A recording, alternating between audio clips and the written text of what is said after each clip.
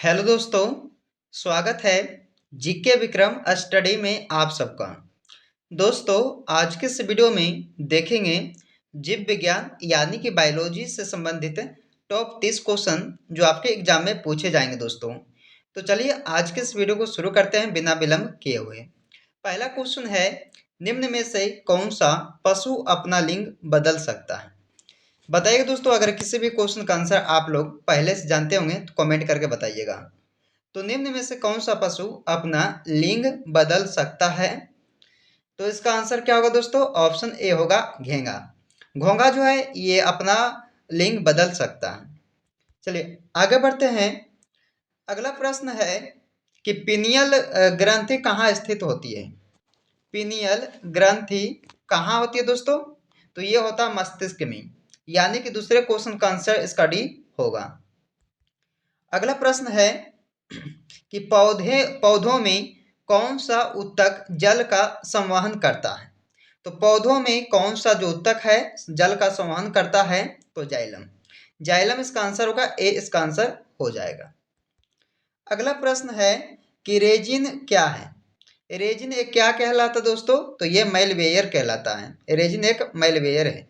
इसका answer C option होगा।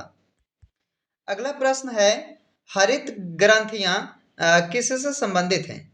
हरित ग्रंथियां जो है वो किससे संबंधित है? उत्सर्जन से। इसका आंसर बी होगा। ये दोस्तों बायोलॉजी के क्वेश्चन है तो आप लोग इसे ध्यान से देखिएगा हर एक क्वेश्चन को। अगला प्रश्न है, इलेक्ट्रॉन सूक्ष्मदर्शी की खोज किसने की थी?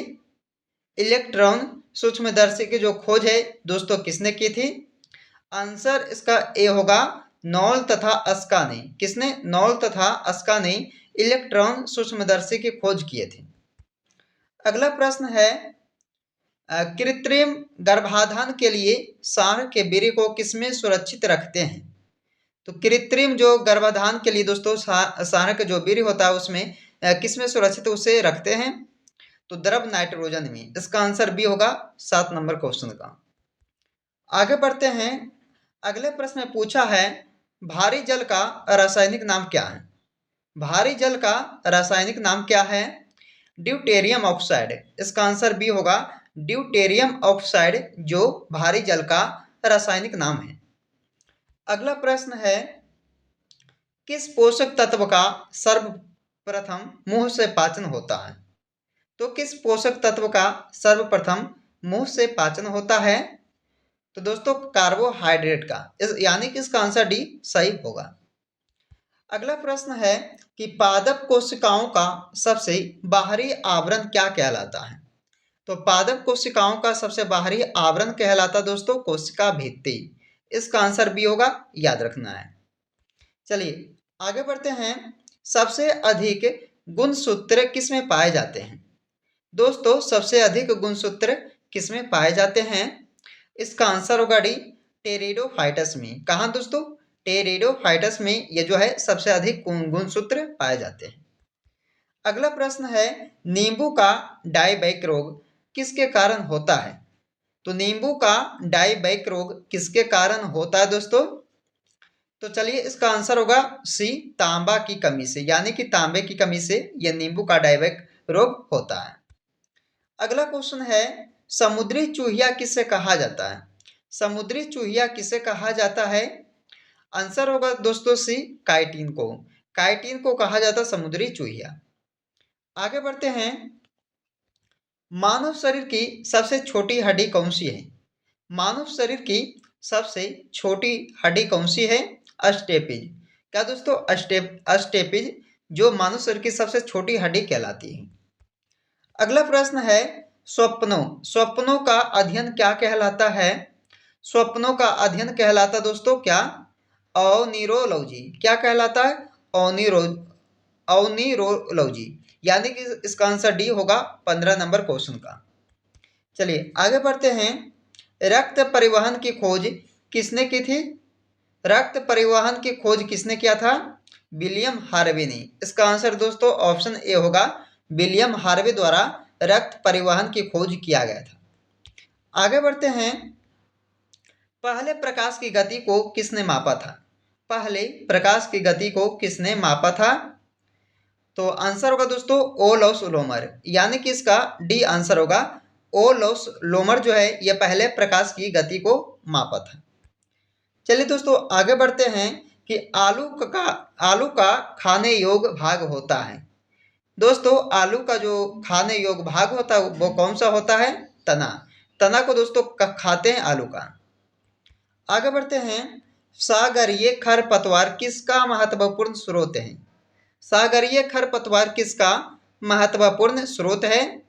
दोस्तों आयोडीन के होगा, यानी कि इसका आंसर बी होगा 19 नंबर क्वेश्चन का। चलिए दोस्तों आगे बढ़ते हैं, 20 नंबर क्वेश्चन में पूछा है कि पालक के पत्तों में किसकी मात्रा सबसे अधिक होती है? तो पालक के पत्तों में देखा जाए दोस्तों तो सबसे अधिक मात्रा में होती क्या? आयरन। इसका आंसर डी होगा आयरन। आगे बढ़ते हैं, निम्नलिखित में से किसकी कमी से दोस्तों यहाँ किसकी हो जाएगी कि निम्नलिखित में से किसकी कमी से दंत क्षय होता है? फ्लोओरिन के कारण से। याद रखना इसका डी आंसर होगा, फ्लोओरिन के कारण जो है दंत क्षय रोग होता है। चलिए आगे बढ़ते हैं, किसमें भरपूर लोहा तत्व पाया जाता है? दोस्तों इनमें से किसमें जो है भरपूर लोहा तत्व पाया जाता है? तो इसका आंसर क्या होगा? ऑप्शन डी होगा, हरी सब्जियों में। आगे बढ़ते हैं, इनमें से वसा कौन विलय नहीं होता है? तो इनमें से 4 ऑप्शन दिया दोस्तों, vitamin A, vitamin B, vitamin C और विटामिन डी। तो इनमें से बताइएगा कि वसा कौन विलय नहीं होता है? तो आंसर कीजिएगा आपका ऑप्शन बी होगा, विटामिन बी। आगे बढ़ते हैं, जापानी एन्सेफलाइटिस का कारक होता है। तो जापानी एन्सेफलाइटिस का जो कारक होता है क्या होता है? विषाणु। इसका आंसर बी होगा 24 नंबर क्वेश्चन का।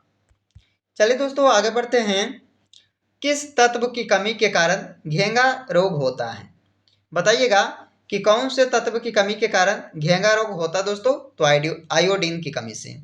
इसका आंसर क्या होगा? आपका ऑप्शन सी होगा, आयोडीन की कमी से घेंगा रोग होता है। आगे बढ़ते हैं, मानव शरीर में संक्रमण को रोकने में मदद करता कौन सा विटामिन? बताइएगा। तो मानव शरीर में दोस्तों संक्रमण को रोकने में मदद करता है विटामिन ए। इसका आंसर होगा क्या दोस्तों? विटामिन ए इसका आंसर होगा, ऑप्शन ए सही होगा। आगे बढ़ते हैं, मिनी माता रोग का कारण क्या है? मिनी माता रोग का कारण क्या है? दोस्तों मिनी माता रोग का जो कारण है वो है क्या? पारा होगा दोस्तों, यानी कि ऑप्शन सी इसका हो जाएगा। आगे बढ़ते हैं, निम्नलिखित में से कौन सा रोग संक्रामक है? निम्नलिखित में से कौन सा रोग संक्रामक है? तो दोस्तों डिप्थीरिया रोग हो जाएगा, यानी कि इसका आंसर क्या होगा? ऑप्शन इसका सी होगा। अगला प्रश्न है, निम्नलिखित में से विटामिन कौन सा है? तो विटामिन कौन सा दोस्तों? 4 ऑप्शन दिया है आपको, फोलिक अम्ल, लाइनोलिक अम्ल, साइट्रिक अम्ल और ग्लूटामिक अम्ल। तो बताइए दोस्तों इनमें से कौन सा जो है विटामिन है? तो ऑप्शन ए हो इसका सही होगा, फोलिक अम्ल। क्या दोस्तों? ऑप्शन ए इसका होगा, फोलिक अम्ल। आगे बढ़ते हैं दोस्तों, आगे बढ़ते हैं 30 नंबर क्वेश्चन जो है आपका, और इस वीडियो का अंतिम क्वेश्चन है। तो कोशिश कीजिएगा आप सब कि इस क्वेश्चन को जो है राइट आंसर कमेंट करके बताइएगा। तो चलिए इसमें पूछा है कि निम्न में से कौन सी प्रोटीन दूध में पाया जाता है? दोस्तों कौन सी प्रोटीन जो है दूध में पाया जाता है? ऑप्शन है केसिन, मायोसिन, एग्लूटेनिन और हीमोग्लोबिन। 4 ऑप्शन दिया है दोस्तों, ऑप्शन के सहारे से आप लोग जो है इस क्वेश्चन का राइट आंसर नीचे कमेंट में बताइएगा। तो चलिए दोस्तों आज के इस वीडियो में 30 क्वेश्चन को कवर किए हैं बायोलॉजी का, जो सभी एग्जाम में रिपीट होता है सारे क्वेश्चन। तो आप लोग इसे ध्यान से देखिएगा, और दोस्तों वीडियो पसंद आए तो लाइक कीजिएगा, दोस्तों का इस वीडियो को जरूर शेयर कीजिएगा। तो चलिए दोस्तों आपसे फिर मिलते हैं अगले वीडियो में।